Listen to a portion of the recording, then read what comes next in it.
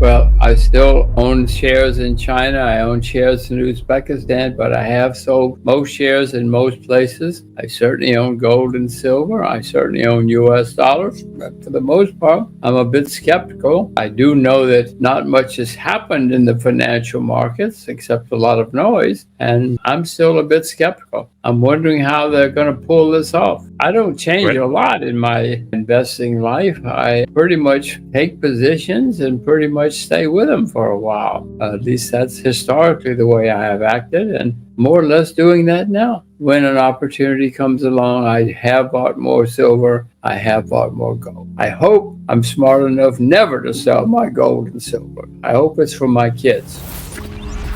I don't see another alternative, another currency that I could revert to. But at the moment, US dollar seems to be the prime place for me to put money. I mean, this is the investment world we're talking about. If you're not nervous, something's seriously wrong. So I'm always nervous. I don't think I'm going to buy the yen again. I don't think I'm going to buy the euro. No, I'm sitting and watching. Well, I own renminbi because I own Chinese shares. And if I sell something, I certainly have more renminbi. That's usually good when people in the West are talking negative about a country. It usually says to me that I should be looking there and maybe I should be investing there. I know everything negative about China, but I don't see any reason to sell China, not yet. I hope my children will have my Chinese shares someday. Well, I'm usually not much of a real estate investor because I'm not smart enough, but I mean, nearly everything in China, tourism, transportation. The Chinese now have a huge middle class, and the middle class wants what people everywhere want. They want to travel. They want to see the world. They've got a gigantic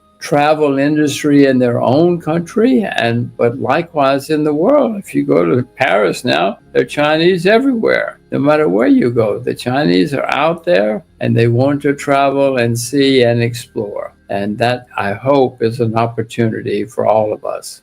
The Chinese are not imposing tariffs on anybody that I know of. That's Mr. Trump's idea. Historically, tariffs have never been something that's usually been successful anywhere. Restraining trade has not been a useful way to run a country or to run an economy. So I'm not a fan of tariffs. They've happened hundreds of times throughout history, and they will happen many more times, I'm sure, but it's not a way to run an economy. Not a good operation for anybody, including Mr. Trump. I'm sure that we will all get rid of the tariffs again, and trade will continue to open up. He says that's good for the world. He says it's good for him. He says it's good for America, and it certainly helps some people for a short period of time, but it's usually not a lasting effect. Listen, China has become one of, if not the largest economy in the world, and that is going to continue to affect all of us, including the United States, whether we like it or not. 50 years ago, China was a nothing economy. Now it's an important factor in the world. And whether we like it or not, the fewer tariffs, the better. And my reading of history is tariffs usually do not last too long because I'm not the only person who knows that they have a bad effect.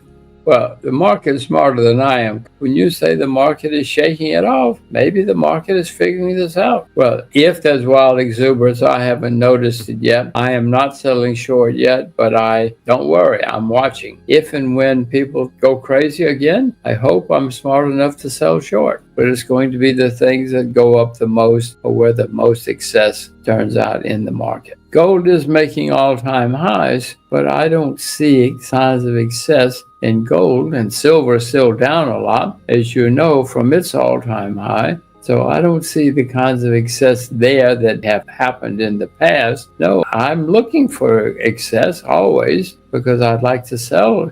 Selling excess is sometimes a good way to make money, but I don't see too much excess yet. When everybody sells their car and buys shares, then that's starting to be excess. When everybody insists that you have to buy this new industry or this new company. I mean, you've seen it before, I'm sure, at least I have. When everybody's insistent that this is different, remember the words, it's different this time? Very dangerous words. I'm not the first to figure that out. When I look at the U.S. debt numbers, I sit and say, can't they add? Can't they read? Don't they understand that this cannot work? And yet, everything I see coming out of Washington, nobody seems to even pay too much attention anymore. Yes, everybody bemoans, says the debt is bad, says we must do something, but nobody's doing anything. And the debt goes to staggering numbers every month. And I say to myself, how can this possibly be? How can this continue to happen? And yet it is. Now, historically, when that kind of thing happens, it usually ends very badly. Well, I don't think there's political pressure from the grand American public. Mr. Trump, of course, all politicians want low interest rates because they think it helps them get elected. They don't particularly care about you and me. They care about getting elected. That's their job. That's what they're paid to do. So that's the main pressure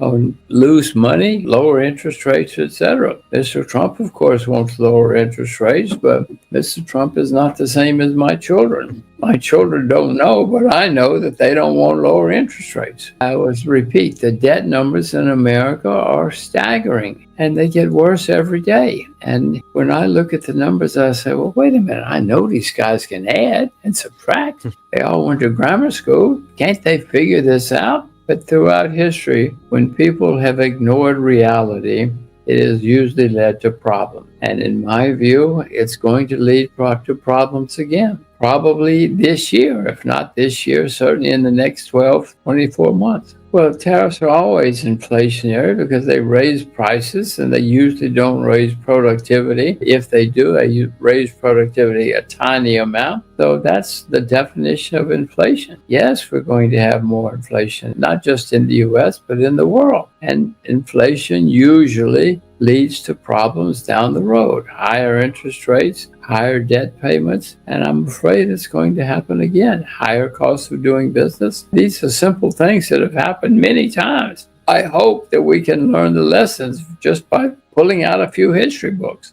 Well, the market is more important than the bond vigilante. Well, they are the market. I mean, the market knows what's happening. The market can count, and eventually the people who can count have much more influence and will determine what's going to happen. And I mean, I know there's inflation. I don't know where these guys shop, but I know that there's inflation. And it's getting worse, and it's going to continue to get worse. I mean, I hope that I'm a crazy fool raving in the wilderness, but I can add. I can see what's going on. Go ask your butler. I know you're too rich to go shopping, but you ask your butler. He will tell you what's happening to prices out there.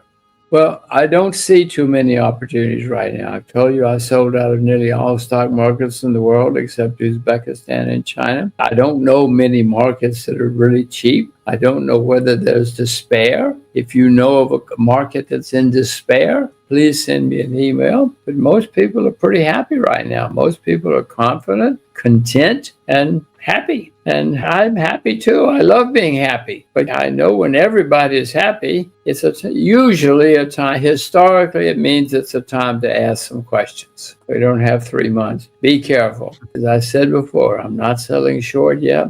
I don't see too much over-enthusiasm, over-exuberance, but I do see it building. Just be careful. Be observant and be careful.